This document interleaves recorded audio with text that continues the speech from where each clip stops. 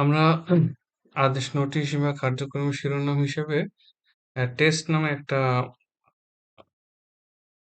শিরোনাম লিখেছি। ফাইলটি এখানে বিস্তারিত এখানে আমরা লিখতে চাচ্ছি। এখন ফাইলটি ডাউনলোড করুন।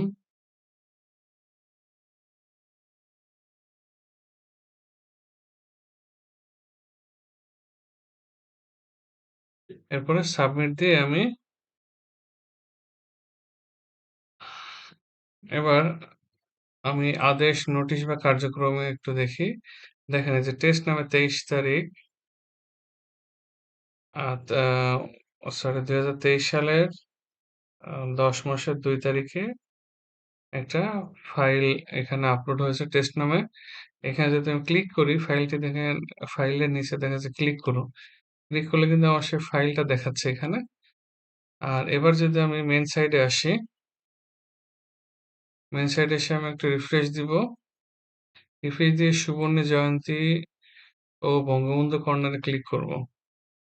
করার পরে দেখেন এই যে টেস্ট নামে যে আমি যে ২ টা যেটা আমি ফাইলটা আপলোড করেছি সেই ফাইলে আমি যদি মানে সেই নোটিশে যদি আমি ক্লিক করি, তাহলে দেখেন এখানে দেখা যাচ্ছে টেস্ট নামে ছিল, শিরোনাম ছিল টেস্ট। আর ডিটেইলস এর ভিতরে যেটা লিখেছিলাম ফাইলটি ডাউনলোড করুন সেটা এখানে দেখাচ্ছে।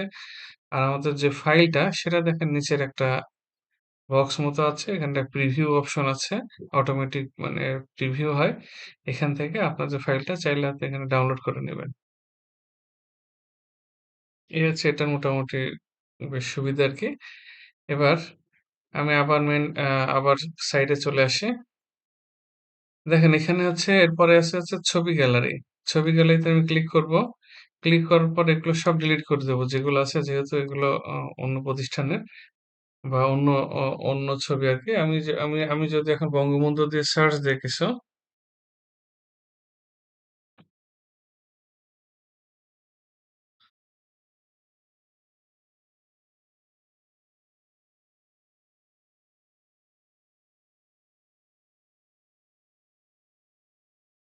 আমরা বঙ্গবন্ধু দিয়ে সার্চ দিয়ে কিছু ছবি আমরা এখান থেকে একটু দেখলাম। দেখেন যেকোনো ছবি মনে করেন আমি একটা ছবি এখন আপলোড করব। কিভাবে করব? ছবিটা এটা হতে পারে। যেকোনো একটা ছবির উপর আমার স্কুলের বঙ্গবন্ধু রিলেটেড যে অনুষ্ঠান যেগুলো হয়, বঙ্গবন্ধুর জন্মদিন, বঙ্গবন্ধুর মৃত্যুবার্ষিকী, তারপর এই ধরনের যে অনুষ্ঠানগুলো হয়ে থাকে, আ জাতির জনক বঙ্গবন্ধু শেখ মুজিবুর রহমানের যে অনুষ্ঠানগুলো হয়ে থাকে, আমরা সেগুলো চাইলে সেসব অনুষ্ঠানে আপনাদের প্রতিষ্ঠানের বিভিন্ন ছবি-টবি বা ভিডিও আপনারা তুলে থাকেন, সেগুলো আপনারা এখানে চাইলে আপলোড করবেন আরকি। এখান থেকে আমি ছবিটা নিয়ে আপনাকে দেখাই। আমি একটা ছবি এখানে নিয়ে ডাউনলোড করলাম। ডেস্কটপে সেভ করলাম। এবার দেখেন এই ছবি গ্যালারিতে এসে আমি এড এ ক্লিক করব, করে টাইটেল দিব এখানে একটা। আমি এখানেও একটা টেস্ট টাইটেল দিয়েছি। প্রত্যেকটা এখানে মনে রাখবেন প্রত্যেকটা ছবির কিন্তু একটা টাইটেল অবশ্যই থাকতে হবে। সেটা বাংলায় হলে ভালো হয়। ব্রাউজ করলাম। ব্রাউজ করে ডেস্কটপে আমার যে ছবিটা ছিল, সে ছবিটার কথা একটু দেখে এই যে আমার সে ছবিটা দেখেন। Open, submit. আমরা আরেকটা ছবি একটু নেই। এই যে মনে করেন বঙ্গবন্ধু ভাষণ দিচ্ছেন। কপি ইমেজ লিংক, সেভ করলাম। এই ছবিটাতে দিয়েছি। এটা বঙ্গবন্ধুর ভাষণ আমি যদি লিখি,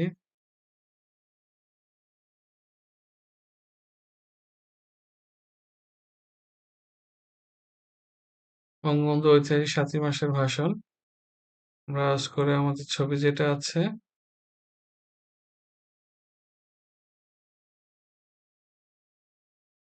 বা আমরা শুধু যদি বঙ্গবন্ধু লিখি এখানে, বঙ্গবন্ধু লিখে সাবমিট করলাম। দেখেন এখানে কিন্তু আমার ২ টা ছবি চলে আসছে।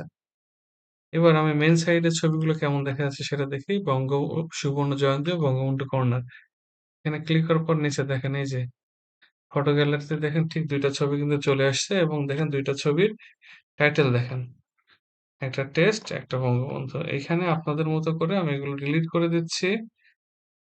আপনারা আপনাদের যে অনুষ্ঠান যেগুলো হয়ে থাকে এই যে মানে বঙ্গবন্ধু সম্পর্কিত যে অনুষ্ঠানগুলো হয়ে থাকে আপনারা সেই ছবিগুলো এখানে আপলোড করবেন। এবার আসেন ভিডিও। ভিডিওগুলো আমরা কিভাবে কাজ করব সেটা একটু মনোযোগ সহকারে দেখবেন। এটা খুবই ইন্টারেস্টিং একটা বিষয়। আ এই এইখানে যদি আমি ভিডিওগুলো আপলোড করি এভাবে, তাহলে আমাদের সাইডের উপর কোনো প্রভাব পড়বে না এবং সাইড ভারীও হবে না। এজন্য যেটা করতে হবে সেটা হচ্ছে ১ম এ আমরা YouTube এ যাব।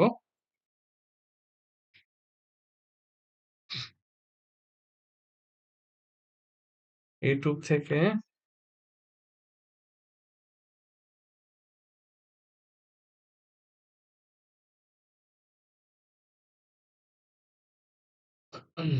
মনে করেন হচ্ছে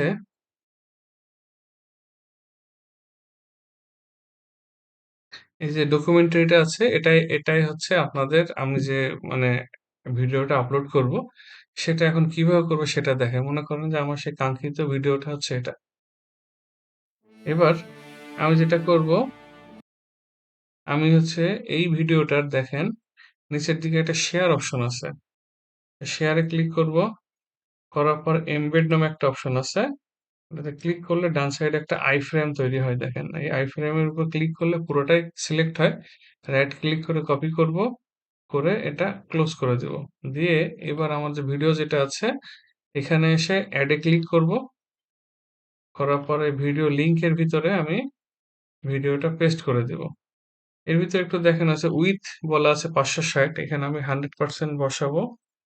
আর হাইট বলা আছে হচ্ছে ৩১৫, হাইটটা আমি দিব ২৫০। আর ভিডিও টাইটেলটা দেখেন এখানে কি দেয়া ছিল, বঙ্গবন্ধু জীবনী ১৯২০ থেকে ১৯৭৫। এই টাইটেলটা আমি এখানে বসায় দেব।